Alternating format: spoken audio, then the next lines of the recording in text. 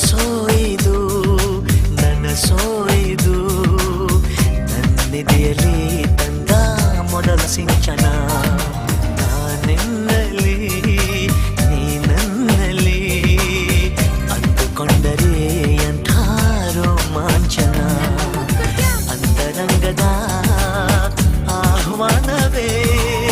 ಹೃದಯ ಮೀಟುವ ಶುಭಾರಂಭವು ಪ್ರೀತಿ ಜನಿಸುವ ಆ ಗರ್ಭಕ್ಕೆ ಕಣ್ಣ ಭಾಷೆಯು ಎಂತ